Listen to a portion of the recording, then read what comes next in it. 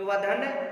अब प्रश्न क्या करा कि 5% वार्षिक ब्याज की दर से 2 वर्ष में किसी धन के चक्रवृद्धि ब्याज और साधारण ब्याज का अंतर 50 रुपया है, तो वह धन ज्ञात कीजिए। अगर कभी भी 2 वर्ष के लिए चक्रवृद्धि ब्याज और साधारण ब्याज के अंतर का प्रश्न अगर पूछ दे तो आपको कैसे करना है, तो आज हम जानेंगे ऐसे प्रश्न आपको कैसे करना है। तो एक तो आपका रूल होता है कि कभी भी 2 वर्ष के लिए, कितने वर्ष के लिए, 2 वर्ष के लिए अगर सीआई और एसआई का अंतर पूछ दे, सीआई मतलब चक्रवृद्धि ब्याज, एसआई मतलब साधारण ब्याज का अंतर पूछ दे, तो हमेशा होता है मूलधन इनटू रेट स्क्वायर बटे 100 का स्क्वायर होता है। बस आपको नकल टिक कर लेना है कि चक्रवृद्धि ब्याज और साधारण ब्याज का अंतर जो दिए वो 50 दिए, तो मैंने 50 लिख दिया। मूलधन हमको पता नहीं है, मैंने मूलधन उसी प्रकार लिख दिया। और रेट हमको पता है कि 5% दिए, तो 5 का स्क्वायर कर दिया बटे 100 का स्क्वायर हो जाएगा। तो आप जानते हो जब बराबर आ जाता है तो कैंची गुणा हो जाता है।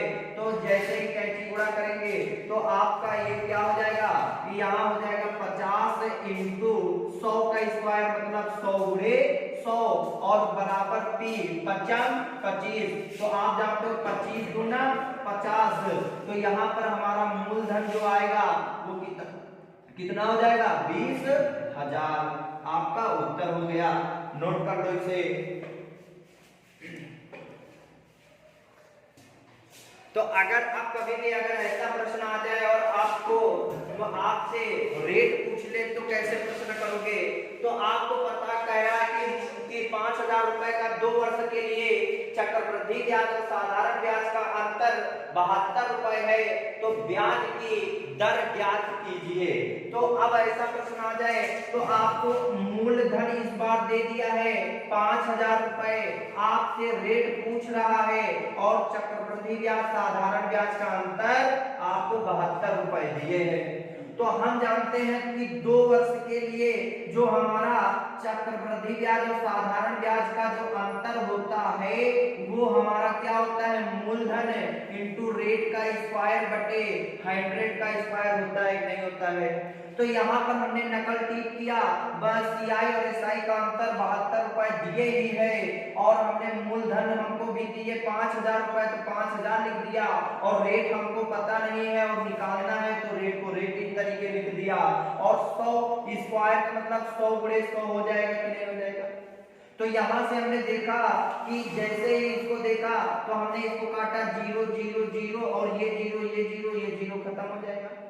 अब 5 एकम 5 होते हैं, 5 दूनी 10 होते हैं।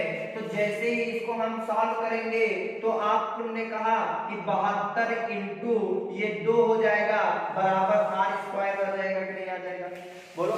तो आर स्क्वायर, तो जैसे ही मैंने कहा 72, तो 72 दूना 144 होते हैं और आर स्क्वायर हो जाएगा कि नहीं हो जाएगा, बोलो। तो अब इसको हमने कहा आर स्क्वायर दिए और 144 दिए, तो यहां से स्क्वायर हटेगा तो 144 पर वर्गमूल लग जाएगा। तो रेट बराबर हमारा कितना आ जाएगा, 12 बराबर 144 होते हैं, तो हमारा रेट जो आएगा वो 12% आएगा। नोट कर लीजिए।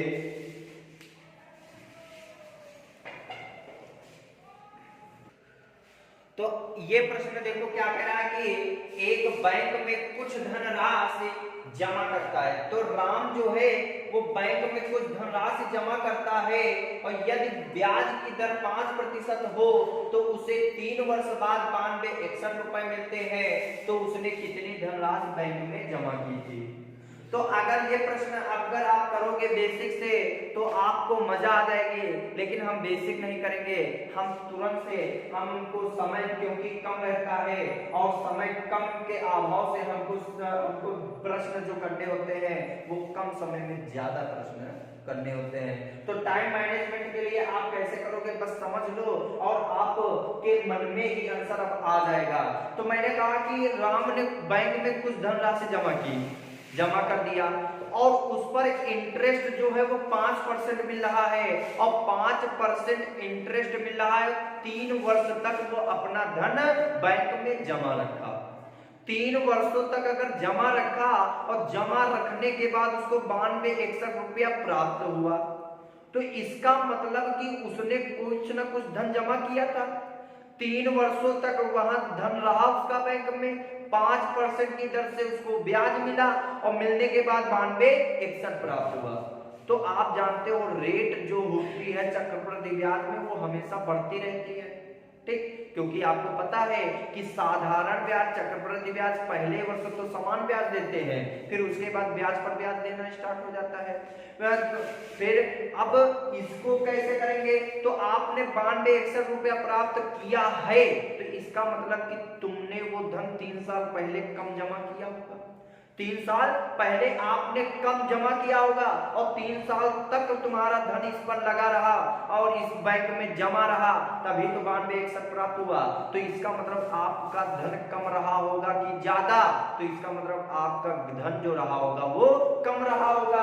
तो बस इतना ही याद आपको रखना था कि अगर आपको धन प्राप्त हुआ 9261 रुपया और आपको पता है कि 3 साल पहले मैंने धन क्या कम जमा किया था, तो इसका मतलब 5% की रेट की दर से आपको मिल रहा है ब्याज, तो 5% का मतलब फ्रैक्शन वैल्यू क्या होता है, 1/20 होता है कि नहीं होता है।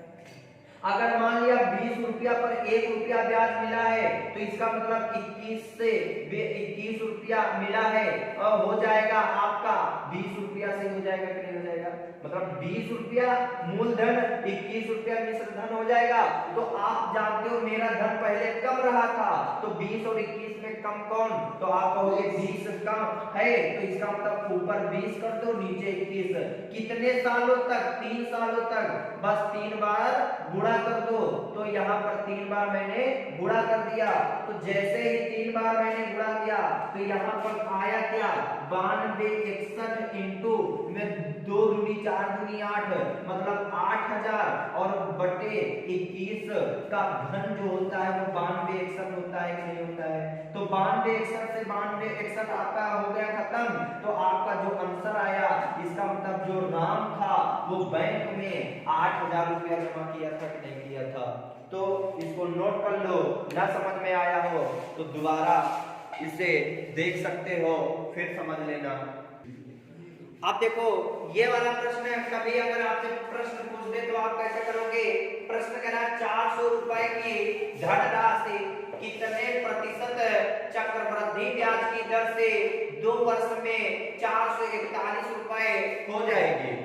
तो कभी भी अगर आपको मूलधन और आपको मिश्र धन देकर वर्ष दे दे और आपसे रेट पूछ दे, तो आपको कुछ नहीं करना है, आप डायरेक्ट कैसे करोगे, बस आपको मिश्र धन जो दिए वो लिख लो, मिश्र धन बटे मूलधन, और जितने वर्ष दिए हैं उतने वर्ष की वो रूट पावर लगा दो। क्या लगा दो, रूट पावर।